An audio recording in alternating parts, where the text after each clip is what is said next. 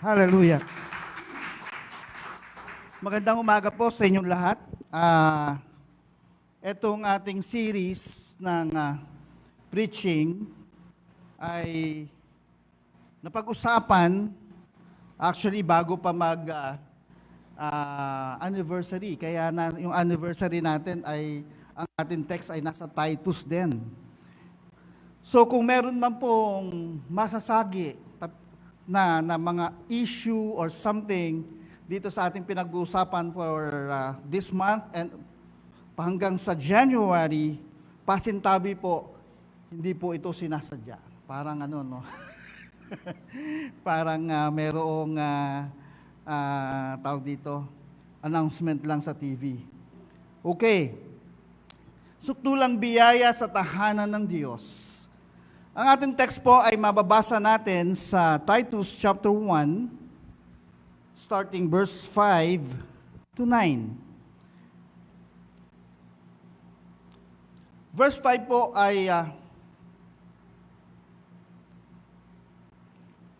nakalagay po dito, si Paul po ang nagsasalita, si Paul ang sumulat kay Titus. Sabi diyan, I left you on the island of Crete. There were some things that hadn't been finished. You needed to sort them out. You also had to appoint elders in every town. I told you how to do it. Si Titus po ay disipulo ni Paul at hinabilinan siya na ikaw yung mga gawain na hindi ko natapos, ipagpatuloy mo.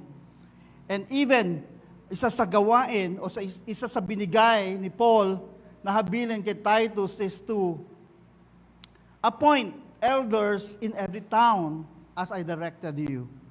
So ibang version, sabi dito, in every town, I told you how to do it. So sinabi ni Paul, paano mo i-appoint? And pag-appoint po ng leader sa church, hindi lang po basta-basta yun. Hindi lang pa pwedeng kagaya nung araw Pastor Jean, di ba? Pagka-graduate ng high school, itutulak ka na mag-full-time. Ang husay mo magsalita, full-time ka na. Kahit walang calling sa Panginoon. Ang pagsaserve kay Lord ay may calling. Dapat may calling si Lord sa atin. Hindi pa pwedeng tatayo ka na lamang basta-basta sa harap nang wala kang panawagan sa Panginoon na mag-serve sa Kanya. Baka merong ibang gustong pagawa si Lord sa iyo, na akala mo, ikaw ay magpapastor o ikaw ay magiging propeta, di ba? Yung pala, ikaw ay magiging evangelist, di ba? Ikaw ay magiging, ano pa ba ang meron? Apostle? Huwag lang maging appointed son of God. Propeta. Amen. So medyo, eto si Titus po, ay inatasan ni Paul. At makikita po natin diyan sa verse 6, sabi diyan, an elder must be without blame o blameless. Sabi diyan, he must be faithful to his wife. Unang-una, bilang manlingkod ng Panginoon, and even baka sabihin nyo, ay pang-pastor lang ata yung preaching, yung topic for the whole month of December and the whole month of January. Hindi. Meron kasi siguro sa inyo dito, mga kapatid, gaya nito mga kabataan na to. Diba? Akala ko naglalaro lang sa YLC to eh. Diba? Nung mag-YLC, akala ko nag-enjoy lang talaga dahil kabataan. Pero mapapansin nyo, meron palang pumapasok na Word of God sa kanila at nag-minister na sa kanila. Totoo yung sinasabi ng Diyos eh. Diba? Sabi ni Paul din, I think Paul, ako ang nagtanim, si Apollos ang nagdilig, si Lord ang nagpatubo. Amen ba? So tuloy-tuloy. Amen? So wag tayong manghinayang mga kapatid doon sa pagbibigay ng Word of God na kahit feeling mo doon sa katabi mo, parang hindi na tumatalab sa Kanya. Wag tayong manghinayang. Kasi ang nangyari dito mga kapatid, dito kay Titus bilang disipulo ni Paul, ay talagang isa sa faithful na disipulo ni Paul, ito si Titus. An elder, sabi diyan, must be blameless, faithful to his wife. Amen? Sino ba ang nakakakilala dito sa inyong mga pastor na tumatayo dito? Amen? Nakakasiguro ba kayo na si Pastor G na iisa lang ang asawa? Sino ang magkukontra? Sa Evelyn, naniniwala ka ba si Pastor G isa lang asawa nito? Amen. At kayong lahat ba ngayon, harapan kasama yung aking asawa dito? Naniniwala ba kayo, Sister Aleli lang ang asawa ko? Taas ang kamay ng naniniwala. Ayun, pumalakpak. Pero walang nagtaas ang kamay, parang hindi kayo naniniwala sa akin. Amen? So, isa lang ang asawa po namin. Yun ang good news doon. Amen? Isa lang ang asawa ng inyong mga pastor. And si Pastor Romel din, naniniwala ka ba siya na isa lang ang nanay mo? Amen? Isa lang Sister Weng. Wala si Pastor Romel. Nasa online. So, lahat tayo, and even Pastor RJ, nandiyan din sa online, naniniwala tayo Sister Arlene lang ang asawa niya. Amen ba? At wala nang iba. Faithful to his wife. And sabi diyan, a man whose children believe and are not open to charge being wild and disobedient. Amen. Ayan, tanong ulit. Sa tingin nyo ba si Kokoy wild yan? Asan si Kokoy? Wow. Ayun, yun. Yung anak ko si Kokoy, mukha ba siyang wild? Hindi nga no? Mukha nga siyang hindi makabasag pinggan Pero ilang pinggan na nabasag niyan, sa totoo lang. Si Nicole ba ay mukha ding wild ang itsura? Ayan, tinignan, sinipat din. Hindi. At ang tama-tama, nandito si Chip. Ayan, tumatayo na. Si Chip ba? Ayun. Si Chip ba ay mukhang wild sa tingin nyo? At pagka mukhang wild yan si Siang at si Peter, parang hindi na kami karapat-dapat tumayo dito pag wild yung mga anak namin. Amen ba? Kaya yung mga yan, talagang patuloy ang pangangaral sa kanila. Ano pang meron dito mga kapatid? And sabi dito, ito yung, sa unang part po mga kapatid, ito yung responsibility o yung kailangan ng isang magulang o ng isang pastor o isang elder o overseer, dapat kaya niyang i-manage yung kanyang pamilya. Pangalawa, kaya niya dapat i-manage yung sarili niya. Ayan, sabi diyan, he must not be. Dapat ang isang pastor o isang elder o isang leader ng church, hindi pwedeng arogante. Pag sinabing arogante, naalala ko tuloy meron akong, nung ako nasa isang eskwelahan pang, hindi ko alam ano bang religion ito, nakita ko merong para dito, may dumating na sasakyan, ang bilis magpatakbo. Halos nagdi-drift yung dating nung Pagdating doon, siya pala yung chaplain doon sa simbahan doon. Sabi ko, ang husay nito magmaneho. Ako, drug racer ata itong yung leader na to. Minsan may ganun di ba? Kailangan kahit saang larangan, be humble. Huwag kang arugante. Na feeling mo na ikaw ang makakasolve lahat ng problema ng tao. Na kung wala ka, problema lang lahat ng makikita mo. Amen? Na kailangan nandyan ako. Dahil kung wala ako dyan, hindi nyo kayang gawin yung inyong mga ginagawa. Ano pa ibig sabihin ng pagiging arrogant? Pagiging arrogant, yung tingin mo sa kabilang, sa katabi mo, tignan mo yung katabi mo. Pag tinignan mo yan, ang feeling mo, mas mahusay ako dito. Ayan. Amen ba? Pag tinignan mo yung nasa kanan mo, mas magaling ako dyan. Amen? Kung ikaw nandito sa banda, habang tumutugtog si Peter, tinitignan si Kuya AJ niya, pagka ikaw arrogante, hindi naman ganito si Peter, sample lang. Pag ikaw arrogante, ano ba yan? Si Kuya AJ, panis to sa akin pag ako nag-lead. Di ba? Wala ito. Panis, ganun, di ba? Pag ganun ang feeling mo, yun yung feeling ng arrogante. Di ba? Kung andyan ka sa audience, at ang feeling mo, mas mahusay kang kumanta doon sa kumakanta, at gustong-gusto mo nang agawin yung mic, sabihin nyo lang po sa akin, kasi meron pa tayong 3 mic doon sa likod, ibibigyan kita. Amen ba? So kailangan, parati pagka ikaw daw ay lingkod ng Diyos, dapat kinukonsider mo parati yung kapwa mo na mas mahusay siya kesa sa'yo. Amen ba? Hindi naman, eto iba naman to, yung sobrang ano naman to, Brother Bito. False humility naman. Sabihin ni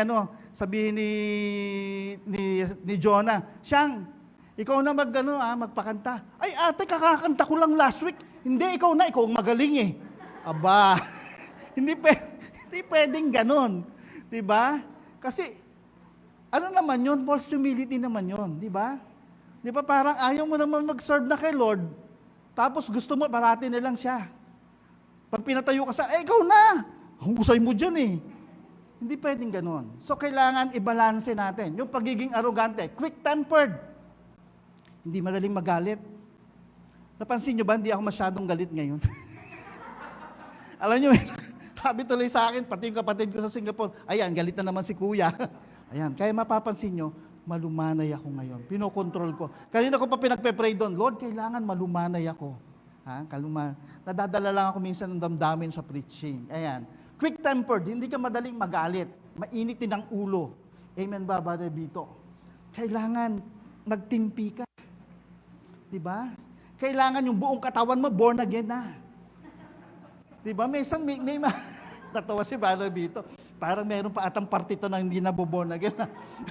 Kasi sabi niya kasi nung nilubog ako ni pastor sa tubig para mabaptisin, tinaas ko ang kamay ko para hindi maborn again itong kanang kamay ko. Diba? Para itong mga taong ito, hindi kayo kayang patupiin ang Word of God, siguro patutupiin kayo nito. So kailangan, yung temper mo ay kaya mong i-handle. Amen ba? Ang lingkod ng Diyos ay hindi lasinggero. Ayan. Hindi pwede nga, kami ay nandirito, Bayat, bigyan mo ako ng KFD, ha? Diba? Hindi pwedeng ganon. So, kailangan hindi drunkard. Amen? Banayad whiskey. Alala niyo yung banayad whiskey? Nagkagulo-gulo na, kakainom. Hindi dapat ganon ang lingkod ng Diyos. Amen? Walang lasinggero dito. Naamoy niya ba si pastor minsan? Naamoy ba kayong pastor na amoy chiko? Wala. Amen. Amoy durian. Meron. Amen ba? Pero amoy chiko, wala eh. Diba? Walang amoy chikong pastor. Amen. Pag may nakita kayo, pakisabi lang po sa amin. Amen. Yan. Kasi pag drunkard ka, ito sabi nga nung ating pastor sa Zamboanga, kaya kasunod ng drunkard, violente. Kasi pag nakainom na yan, naghahanap na ng siga yan. Diba? Sino siga dito? Ganun sila, no? Kasi pagka nalalasing. Alam nyo, marami akong kakilala, even yung mga kamag-anak ko sa probinsya. Nakakatakot dun eh. Brother Mon, pag uuwi ka ng piyesta, marami nagwawala dun eh. Kasi ang inuman ng beer doon, lahat ng beer, ilang case ilalagay sa drum. Daddy. Ang inuman doon, hindi baso-baso, tabo. Kasalukin ng tabo, sasalinan kayo isa-isa. Ayan, pagka nalasing na lahat, magtago ka na. Kung ikaw ang matino at hindi ka lasing, magtago ka na, huwag ka na muna lalabas. Dahil yung mga lasing na yon, sila din na nag-aaway. Oo, konting-konti lang, di ba? Minsan napag-discuss, bakit parang sama mong tumingin? Ganun agad yun eh. Pagka nagkakainom na, kursunada mo ba ako? Aba, patay na. Pagka nagkagano na, away na yan. So kaya hindi dapat ang lingkod ng Diyos ay lasinggero. Amen ba? So sino pa ang nakakita dito na naglalasing? Wala. Okay. Greedy for gain. So yung lingkod ng Diyos, hindi rin dapat makasarili or ikaw ay nagsasalita, nagpipreach para sa iyong kapakinabangan. Kunyari, nag-preach ako. Umiyak ako dito. Francis, Sister Aleli, inaoperahan po. Hirap na hirap ako. Ganon, preaching ko. Kaya kung sino pwede magbigay ng pera sa inyo dyan mamaya, pagkatapos kamayan nyo lang po ako. Pagka gano'n na, pagka nag-pray ako, pagkatapos ko, pagka may gano'n akong preaching, o kahit sinong pastor, pag nag-pray na kami, pumikit kami, lumabas agad kayo. Para pagdilat namin, wala ng tao. Kasi wala na kami. Yung aming pagiging greedy ay para hindi mangyari. Amen ba? So ang isang lingkod ng Diyos, hindi yan nagpe-pray. And even, kahit mga small group leaders. Di ba? Kaya nga tayo sa church, iniiwasan natin yung, noon kasi sa church na kinabilangan namin, may love offering pa eh. Pa-love offering sa mga, pwede nyo bigyan yung pastor, pwede nyo bigyan kung sino man, pero not to the point na magtatapik tayo ng giving para lang tayo ay may makuha. Amen? Ano pa? Eto daw. Yung kanina, dapat hindi ganun ang pastor o yung lingkod ng Diyos. Ngayon, ang lingkod ng Diyos dapat daw hospitable. Amen? Parating dumadalaw sa hospital. Tama ba? Saan? Hospitable. Ayan. Naalala ko nung dumalaw ako sa isang ospital, dyan sa East Avenue. Hindi pa oras ng dalaw, daddy eh. Kaya lang yung dadalawin ko, sabi, ay, may darating po, ipagpe-pray yung kapatid ko. Ako naman, Pastor Jean. Dumating ako doon. Ay, anong oras po ang dalaw? Ay, sabi ko, naku, wala pang dalaw. Ang daming tao. Pagdating ko doon, sabi nung guard, ay, Father, kayo po pala yan. Sabi ko, inaantay na po kayo doon sa third floor. Ay, ganun ba? Sige, akit na ako sa taas. So, pinanindigan ko na. Hindi pastor ako, hindi father. So, para wala nang mahabang diskusyon, yung mga nandun sa labas, nakatingin lahat sa akin. Dapat pa siguro, iniisip nila, dapat pala ganun ang forma para mukhang father. So, hindi yun yung pagiging hospitable actually. Naalala ko lang. So, yung pagiging hospitable ay bukas ang bahay mo. Hindi sa magnanakaw. Naalala Bito. Bukas ang bahay mo sa pagtulong. Amen ba, Brother Bito? Oo, kasi kaya natawa si Brother Bito, nakwento ko kasi sa kanila na yung aking mga taga sa paligid-ligid doon ay walang problema, Jonah, sa damit na susuotin. Oo, yung sa paligid namin, Daddy, walang problema. Kasi nagsha-shopping sila paggabi doon sa mga silampay namin. Namimili no mga pagbukas namin no, paggising ko ng umaga, 3 damit na nawawala, Brother Bito. So, may ganun eh. Yung isang araw, tsinelas ko na nawala. Ay ko nawawala yung tsinelas ko. So, hindi ganun bukas ang bahay. Bukas ang bahay mo sa pagtulong. Pero mga kapatid, beware din doon sa mga tao na mapagsamantala. Kasi pwedeng bukas ang bahay mo parate, pero napapansin mo, ting bubuksan mo bahay mo, naloloko ka naman. Di ba? Lalo noon, Francis, may kumatok sa akin. Tapos, pinakita sa akin yung release order galing sa kulungan. Ang kaso, robber homicide. Sabi ko, ano ba to? Sir, sabi niya, pwede pong humingi ng tulong. Dalawa yun. Sabi ko, kinabahan ako eh. Sabi ko, paano kung ipapakita yung pagiging hospitable ko sa mga taong ito and at the same time, maging wise? Anong gagawin ko, Joanne? A, may papipilian kayo. A, ibabalabag ko yung pinto at palalayasin sila. B, tatawag ako sa barangay at pahuhuli ko itong dalawang ito. And C, papapasukin ko sila at makikipagkwentuhan ako. Anong sagot nyo? D, walang D. C. Ayan, pinapasok, tama kayo, pinapasok ko sila. At sabi ko doon sa wife ko, umakyat kayo sa taas. Sabi ko, kinakabahan ako eh.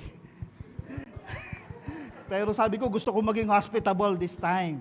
Umakyat kayo doon sa taas, sabi ko, at ako nang bahala dito, tapos yung pintuan ng bahay, talagang binuksan ko, Brother Bito, at pinaghain ko sila. At sabi ko, silver and gold, I have none. Pero meron akong kanin at ulam. So yung pinakain ko sila, so kwentuhan kami. Sabi niya, kakalabas lang po namin, ganyan. Sabi ko, nagbigay ng knowledge si Lord sa akin. Sabi ko, actually, wala pa akong nagiging pasyente. Pagdating nyo, so wala pa akong kinikita. Pero meron akong alam na pwedeng makatulong sa inyo. Ayan. Tinuro ko yung church. Malapit lang. Malapit lang dito yung church. Punta kayo doon. Sabihin nyo, pinapunta ko kayo, humingi kayo ng tulong doon. Amen? So, pwede naman yun no? Hindi itong church sa Topas ang tinuro ko yung church natin dyan dati sa Arcegas, Brother Vito. So, hindi ko alam kung pumunta sila doon. Pero, ang purpose ko noon, mabigyan ko sila ng, mapakita ko yung pagmamahal sa kanila as Christian. At kung sakali mang maggawa sila ng kakaiba, doon na lang kami sa labas. Di ba? Kaya kung binuksan yung pinto magpambuno na kami doon sa labas, ilalak ko yung pinto para hindi na maano yung mga pamilya ko. Lover of good. Kailangan gusto mo yung mabubuti. Amen? Hindi ka war freak. Di ba? Kunyari, nandiyan ka sa labas, imbis na awatin mo yung nagsusuntukan at nagsasaksakan, inuudyukan mo pa. Ayan, sige, suntukin mo. Sabi nyo kahapon, pangit ka daw Nagsuntukan lalo. Di ba? Lover of good. Dapat, kailangan, gusto mo yung mabuti lang parati ang nangyayari. Sa kapwa mo, kung ikaw ay malingkod ng Diyos, and even hindi lang basta lingkod ng Diyos, kahit yung member ng isang church, devoted kay Lord, pag may nagyayaring maganda sa kapwa mo, dapat natutuwa ka. Amen? Pag nakikita mong napapabuti siya, natutuwa ka dapat. Hindi yung pag nadulas siya si Siyang, natalisod si Siyang. Hindi pwedeng ganon. Dapat mapagmahal ka. Asan? Self-controlled. Parang ano lang din kanina, yung quick-tempered. Kailangan, kaya mong kontrolin yung sarili mo. Amen ba? Na gustong-gusto mo nang buksan yung bintana ng kotse mo, Brother Vito, para ganunan yung nag-cut sa'yo, pigilin mo yung sarili mo. Amen? Na pagka, naalala ko tuloy, Daddy, no isang araw, nagbabiyahe ako dyan sa Aurora. Yung isang motor, busina ng busina Ba't kaya busina ng busina tong motor na to? Yung pala, binubusinahan niya yung taxi sa gilid ko. Hindi ko alam anong nangyari doon sa may bandang likod pa. Bakit sila nagkakainitan? Tinutukan niya yung taxi. Tinapatan niya. Pinagmumura niya yung taxi driver. Hindi siya pinatulan ng taxi driver. Ginaganunan niya. Ayaw, hindi siya, Tapos yung motor, galit na galit siya, bigla siyang kumanan. Sumalpok siya doon sa kapwa niya motor. Sabi ko, ayun. Hindi, mali ba yun? Hindi, ibig sabihin lang, yung yung self-control mo, kung ikaw ay nawala yung pagpigil mo sa sarili mo, nawala yung diskarte niya sa kalye. Nakakonsentrate pa rin siya doon sa taxi driver na inis siya, hindi niya nakita may dumarating sa kanan niya. Tinamaan niya. Siya ngayon yung tinitignan ko yung driver, gaganon-ganon yung driver, nakangiti bro. So, kailangan, parating pinaiiral parating yung self-control. Upright. Kasi sinabing upright. Ano ba yan? Matuwid. So, matuwid sa lahat ng ginagawa. Holy. Ayan, ito mabigat Yung holy, sabi ng Bible, walang tao na walang kasalanan. Lahat ng tao may kasalanan.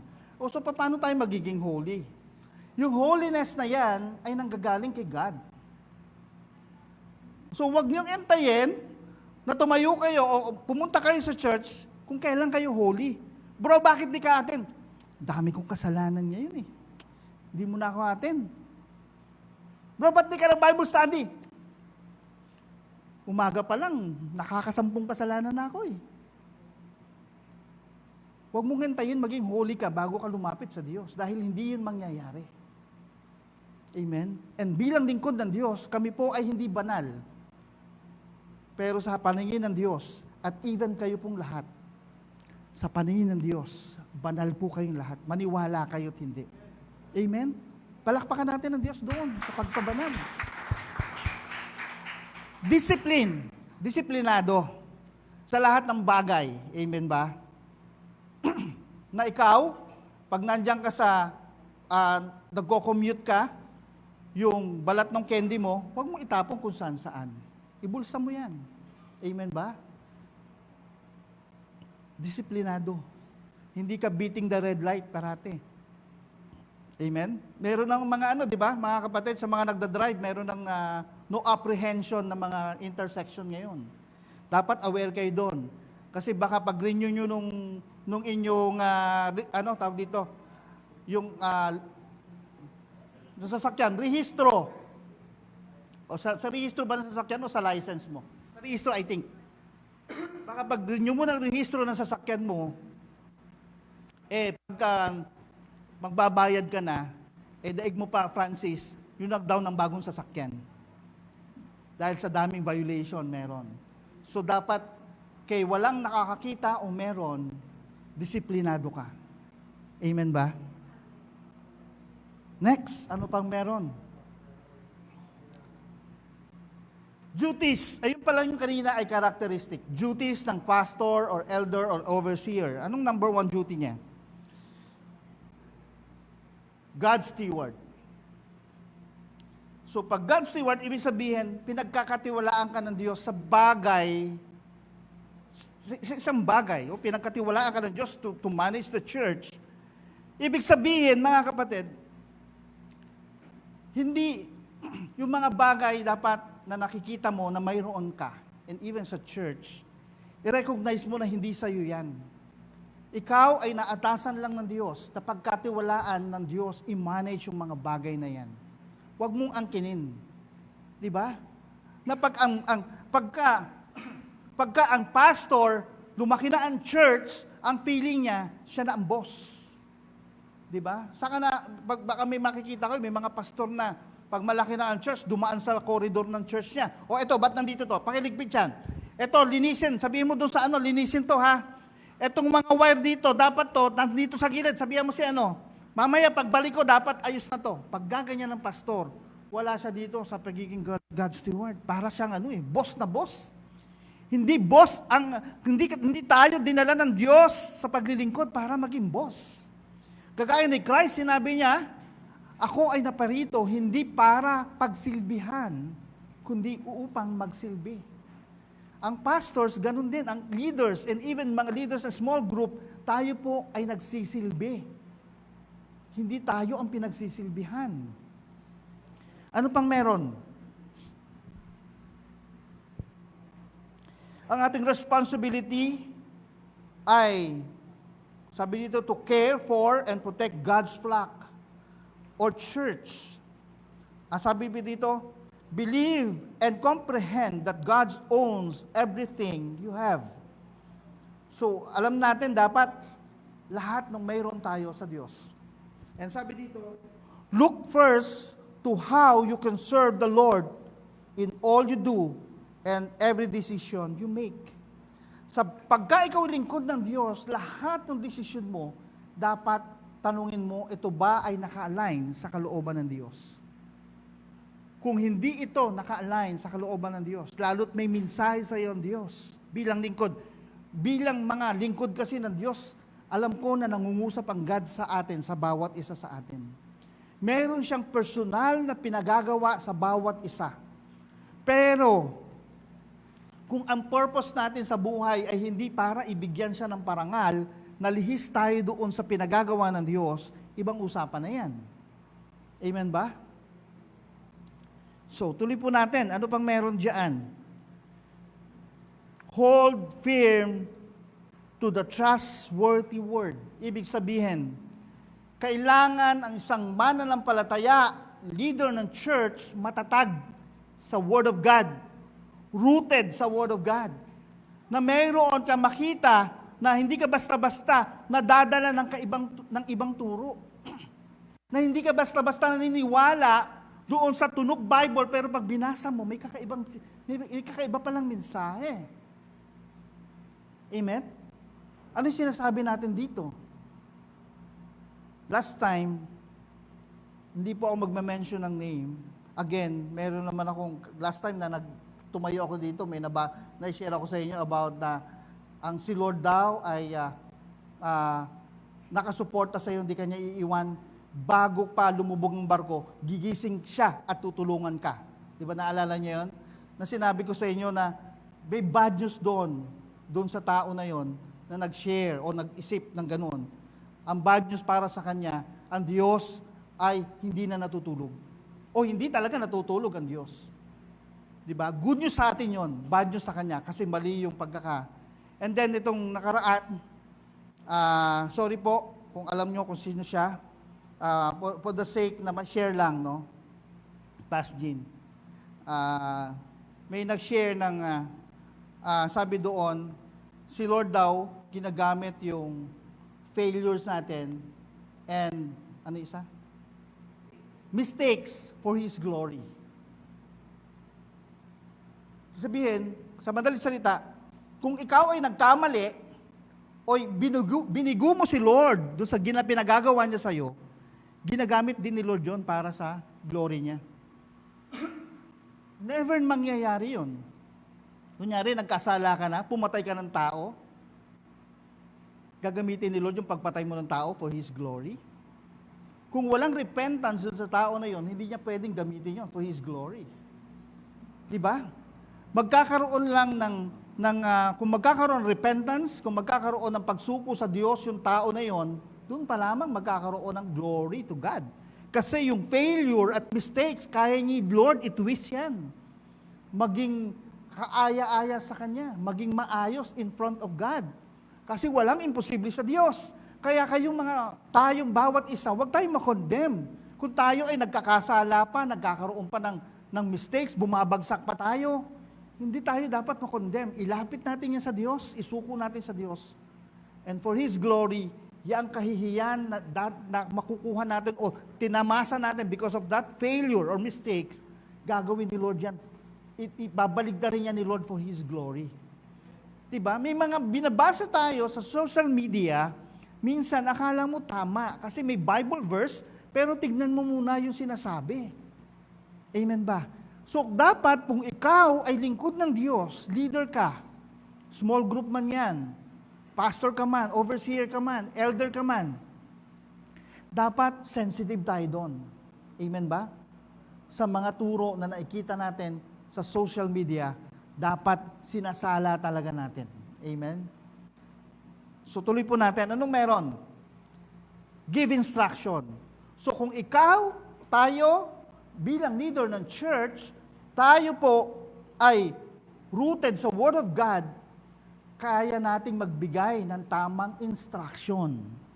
Kaya natin magbigay ng tamang pamantayan para sundin ng bawat isa sa atin. Hindi lang kayo. Amen ba? Pag naglagay tayo sa church ng pamantayan based on the Bible, hindi lang ang member ang obligadong sumunod. Higit sa lahat kami po. Amen. Tuloy po natin. Pang-apat, rebuke those who contradict God's Word. Again, kung ikaw ay lingkod ng Diyos, rooted ka sa Word of God, alam mo ang Bible, dapat kaya mong i-correct, i-rebuke yung mga bagay o yung mga tao na lumilihis doon sa salita ng Diyos. Hindi pa pwedeng amen ka lang ng amen. Social media, pag nalagay doon, binasa mo saglit, may verse, amen. Diba? Minsan medyo tricky yung mga amen natin doon eh. Dapat, especially kung sa Bible yan, talking about God, basahin mo maigi bago ka mag-amen. Baka may something doon na nag-agree ka without knowing na hindi pala yun ang tama. So dapat, alam natin i-rebuke, i-correct. Of course, with love. Amen ba? At ginagawa dapat natin yung for the glory of God. And then, pasok na po tayo dito sa application natin. Application. Nobody should take on this vocation in order to meet other people's expectations. Ayan. So, ibig sabihin, kung gusto mo maging leader ng church o pastor o small group leaders, hindi mo yan gagawin para sa tao. Hindi ka magiging pastor dahil itinula ka lang. Diba? Hindi ka magiging pastor, hindi ka magiging leader dahil nung nagtanong si pastor, taas ang kamay, nung gusto magpastor, at yung katabi mo sinabi, bro, meron ka atang dubi sa kilikili. Asan? Ikaw, gusto mo na magpastor. Hindi pwedeng ganon. Ang pagpapastor, ang paglilingkod sa Diyos, kailangan may calling. Again, may calling ka sa Diyos. Ano meron dyan? God expects an elder or pastor to voluntarily choose to be an elder or pastor or leader. Dapat nagbo-volunteer siya, hindi siya napipilitan. Amen ba? Kailangan bukal sa loob niya. Ano pang meron? A person who is forced into spiritual leadership will never be able to fully serve as God intended. Pagka yan napilitan lang yan, amen ba? Magiging purpose yan, bakit siya nakatayo sa church? Bakit nakatayo yan as leader is to please those people na nag-push sa kanya para tanggapin ang paglilingkod sa Diyos. At never niya magagawa na bigyan ng parangal ng Diyos dahil nagsuserve siya sa Diyos. Amen ba? Kaya marami nung time namin, kabataan namin, di ba, Pastor Jean? Marami doon natulak lang eh. Pag nag-retreat ka noon, yung retreat yung parang, ano ba yun? Alam nyo ba yung retreat? Yung retreat, yun nga. Mga 3 days ka na sa bandang Pangasinan, Brother Bito. Sampabian. So pag nag-retreat ka doon, Grail, ang mga pastor, ang goal nila, pagbaba nila, paramihan sila na makukumbinse na mag full time for the Lord. Ganun ang dating. Kaya alam nyo mga kapatid, sa ilang taong ko nandun sa church, Brother Mon, isang beses lang ako nag-retreat. Kasi kinabahan ako dun sa unang retreat ko, discipleship. Hala, ikaw brother, sabi sa akin, pwede ka na mag full time. Ano pa lang ako mga kapatid, 4th year high school. So titignan ko yung magulang ko na nakaasa sa akin, di ba parang yung mga kapatid ko na susunod sa akin na pagka hindi ako nakatapos, pwede rin silang maisip, pwede pa lang hindi makatapos, si kuya hindi tumapos. So yung mga tao, kailangan balansihin natin. So ang pagsuserve kay Lord, kaya marami nag-full time noon, in fairness naman sa iba, talagang may calling, na kahit noon pa man, hanggang ngayon, pastor, kasama na dyan si Pastor Jean, di ba? At kasama na yung mga ibang pastor natin, kaibigan natin, na hanggang ngayon, pastor, in fairness sa kanila, may calling talaga. Pero may mga tao din doon na na walang calling, napilitan lang magpastor. Kaya ilang panahon lang, iniwanan yung tupa. At wala na, hindi na talaga nag-church. Ano pang meron? Next. Sabi diyan, an elder must be willing to serve only for the sake of the mission. Sabi niyan, money, power, or control will not persuade this man. So, pag ikaw ay lingkod ng Diyos sa ating mga application, hindi pa pwedeng ang dahilan mo, kaya ka magpo-full time dahil wala kang trabaho. Number 1 yun. Kung wala kang trabaho, gusto mo mag-full time para maging pastor ka, para magkapera ka, ay, nako mga kapatid, sinasabi ko sa inyo, huwag nyo nang ituloy. Amen ba? Kaya ako, tinatawag nyo rin akong pastor, pero may trabaho ako. Kasi ayokong umasa sa church na nagsisimula pa lamang para maging burden pa ako sa church. Amen ba?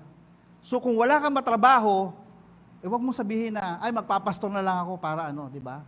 Parang si dati Pastor Jean, pwede kong gamitin yon. Si Chief gusto daw niya maging pastor dahil pag pastor merong iPad. Ayan. May iPad, oo. So hindi po totoo yun. Pagka pastor may iPad. So yung pagpapastor, yung paglilingkod sa Diyos, dapat walang halong personal agenda. Na ang pagpapastor mo, ang paglilingkod mo sa Diyos, hindi ka driven by money. Na pag walang kakaperahan dyan, wag na. Amen? Di ba? Pastor, gusto kong magkasal. Ano meron? Di ba? Sa kasalan kasi may bayad, siyempre. Kaya si pastor, pag tinatanong, maggagawa tayong lisensya natin para magkasal. Sabi ko, ako ayokong lisensya para magkasal. Sabi ko, Brother Bito, gusto kong lisensya para mag-anal. Binibiro ko si Pastor Jean. Sabi ko, kasi ang annulment, sabi ko, 250,000, pinakamamurang gastos. Biro lang naman yon, mga kapatid. Wala naman lisensya para mag-anal. Amen ba? So biro lang. Pero hindi yan ang dahilan, 'di ba? Sabi nga may mga tao nga nung araw, 'di ba? Sa ating church na kinabilangan noon, even yung pagtuturo. Kasi ang church na dati, merong school. Even ang pagtuturo doon, hindi yun trabaho, EJ. Kundi ito'y ministry pa rin. Na yung ibang tao, yung ibang teacher doon na pumasok sa pagtuturo sa school, doon sa church, na pagkakulang ang sweldo, talaga naman kulang, Annalyn, below minimum eh. Kulang ang sweldo, nagre-reklamo. Pero may mga ibang teachers, hanga ako. Sinasabi nila, dapat ang pagtuturo sa mga bata sa isang Christian church, ito ay tanggapin mo bilang ministry, hindi bilang trabaho. Same thing sa church. How much more sa church? Kung ikaw nagsaserve kay Lord, hindi mo to trabaho. Amen? Ito'y ginagawa mo para bigyan parangal ang Diyos. Ano pang meron?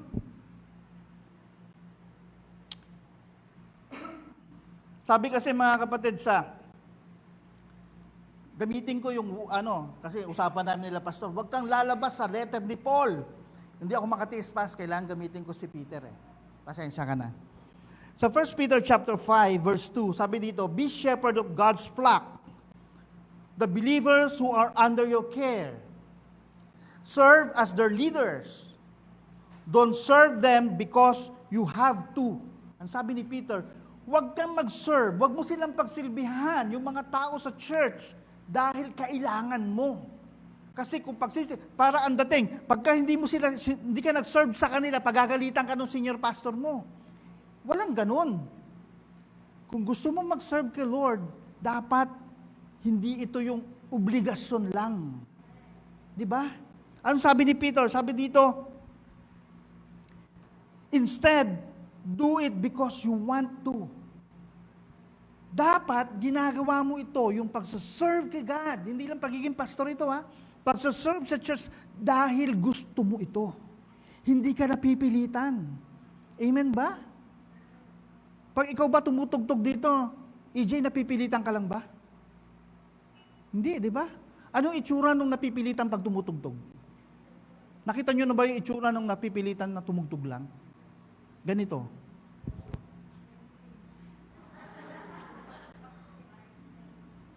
Ganyan tumugtog yung napipilitan. Tapos pagkatapos ng tugtog, ganyan, napipilitan yan. Amen? Pero ang tumugtog pagka hindi napipilitan, ganito. Ayan. Si Peter, asa si Peter? Gusto ko doon nakikita si Peter eh. Talagang, yung buhok niya medyo malago eh. Talagang sumasampal sa mukha niya pagka eh. Ayan, di ba? Yan yung pagsaserve, hindi napipilitan. Ito si Kokoy, kanina nakikita ko medyo gumagalaw na siya eh. Ganun. Kaya nung pagkatapos ng tugtugan, alam mo siyang pagod na pagod siya. Kasi gumagalaw na siya eh. Pagod.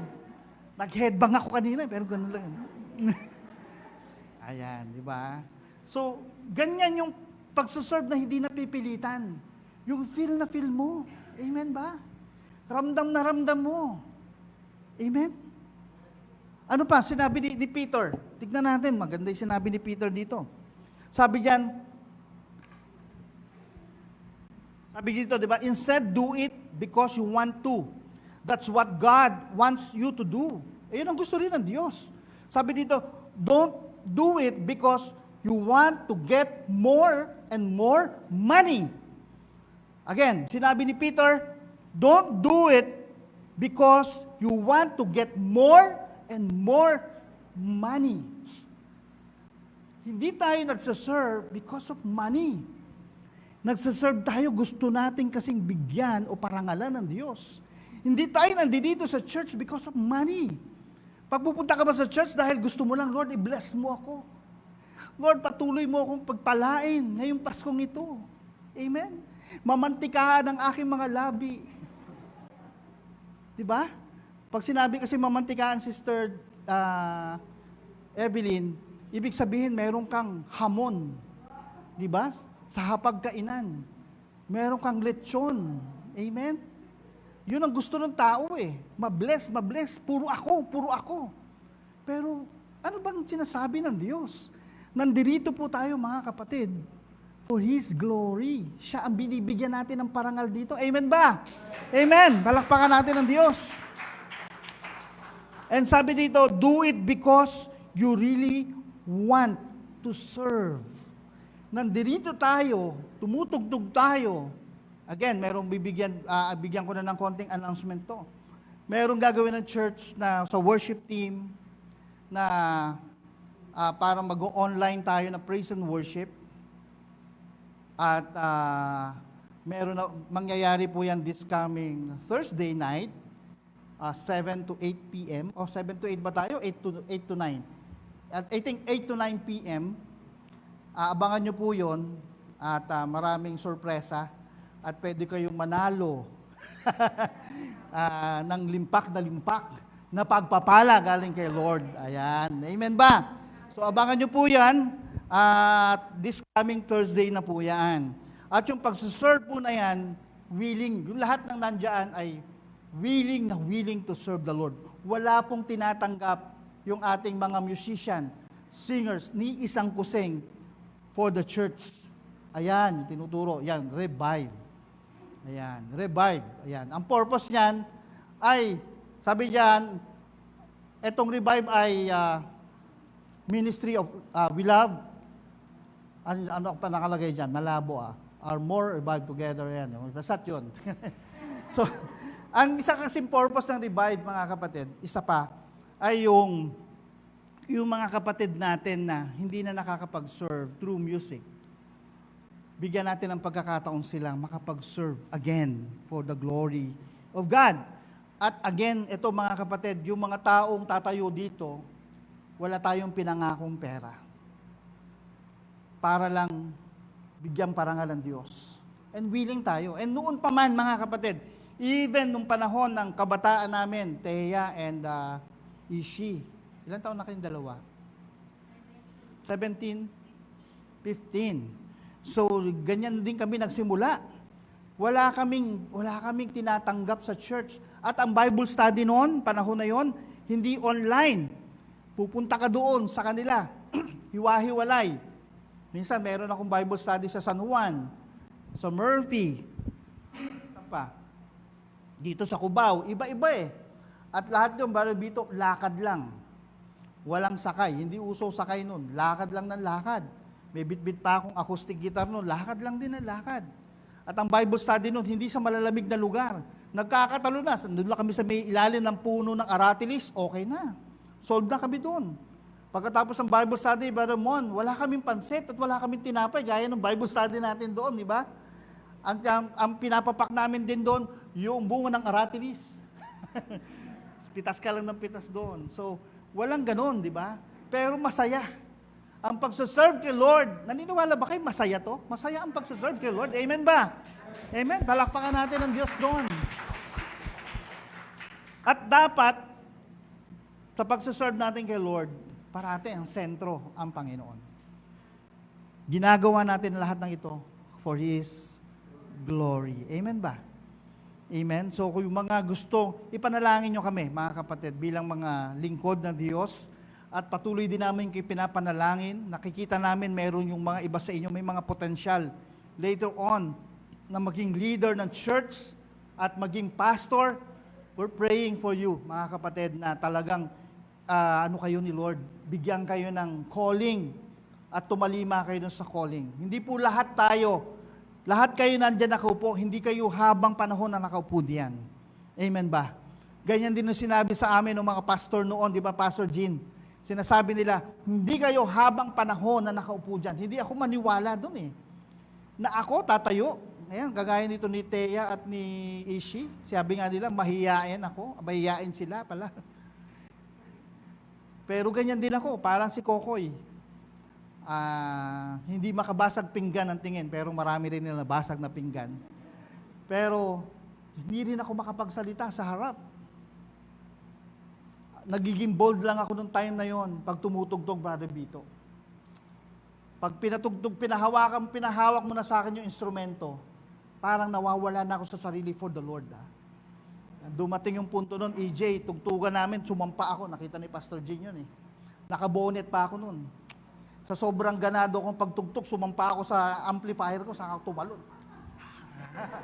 So, sayang, hindi na-videohan yun, no? Napakita ko sana kay Brother Mon kung ano yung tsura ko pa lang nun. Payat ako nun, Brother Mon, mukha akong adik. Sabi nga ni Mami, nung pinakita ko yung picture, ano ba nakalagay doon? May comment si Mami doon eh. Mami Emid sa picture ko na ano, mukhang tambay lang doon sa kanto. Ganun na itsura ko pa noon. Pero ginagawa ko yung for His glory, for the glory of God. Amen. Hindi ako mahihain pagdating doon. Pero nung panahon na yung Brother Vito, pag pinahawak na ako ng mic, nanginginig na ako. And for the glory of God, again, nawala yun dahil alam ko, gagamitin ako ng Lord for His glory. And ganun din po sa inyo. Yung mga mahihain dyan, dadating ang araw, amen ba? Natuwa ako din sa dalawang to, tumayo, biro mo. Nag-testimony, at parang pastor din, di ba? Parang nakasulat ata lahat ng sinabi nyo, no? May talagang in order, di ba, Pastor Jit? Husay, no? Hindi suntok sa buwan yung sinasabi, hindi kung saan-saan napupunta, talagang nakasulat ang husay ng dalawa. And later on, naniniwala ako, mas marami pa kayong pwedeng gawin for His glory. Amen? Hallelujah. Tayo po'y manalangin. Lord, maraming salamat sa